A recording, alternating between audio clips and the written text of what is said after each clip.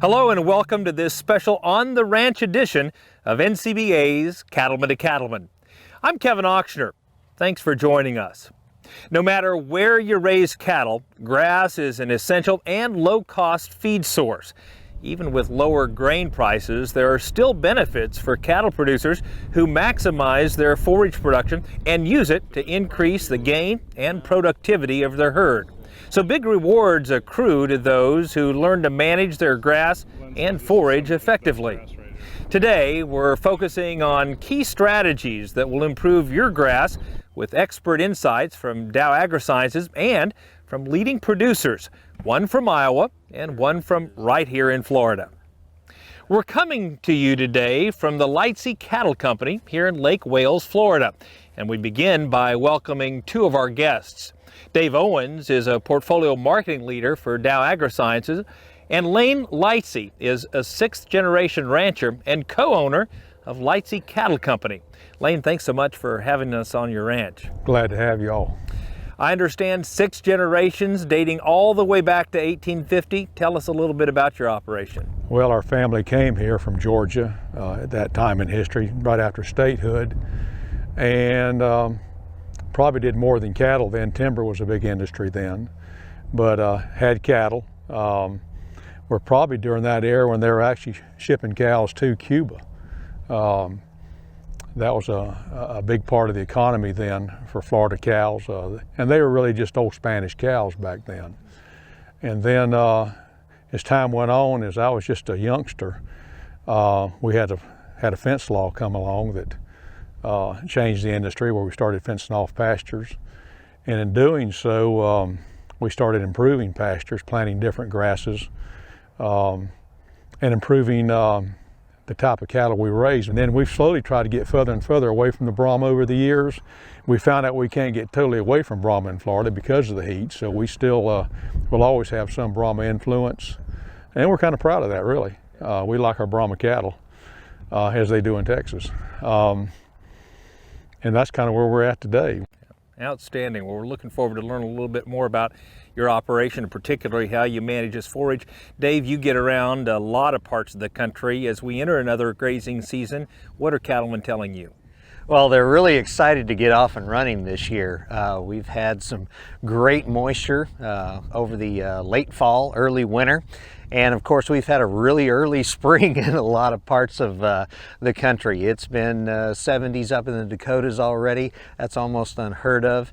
And folks are just really anxious to get going with the season. I know folks are a little bit worried about some of the cattle market volatility, but I tell you what, they're still looking forward to a great grazing season, and it's shaping up to be one of those. Well, you mentioned a couple things. Certainly we do have more moisture, and we have had some turbulence and volatility in the markets. Obviously, good moisture and good markets don't last forever. Why is it so important, Dave, to invest in these forage resources through good years and bad? Well, that's really one of the key things to really maintaining your cattle out on your ranch. And it gives you a lot of flexibility, whether it be keeping cattle longer, as calves, not shipping them to market, taking advantage of some of the timing there as the seasonal prices progress throughout the year.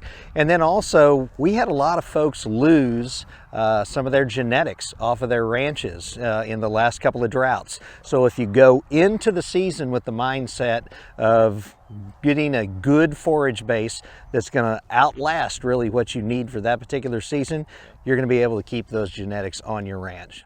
Lane, what are some of the biggest challenges that you face in achieving some of the goals that you and your brother have? Well, one of our goals is to try to raise more cattle on less acreage. Taxes go up, there's less land to run cows on, and we live in Florida. Development's encroaching on Florida every year. When I was a kid, we had 4 million people in Florida. Now we've got close to 20 million, so it's a very popular state to move to.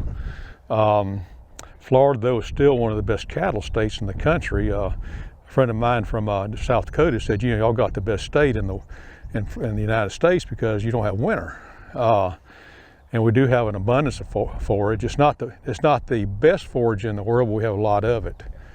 And so, and we do some things to offset that, we supplement cattle quite a bit. We do a feeding program with our cattle and get some byproducts and give to them, and that helps quite a bit.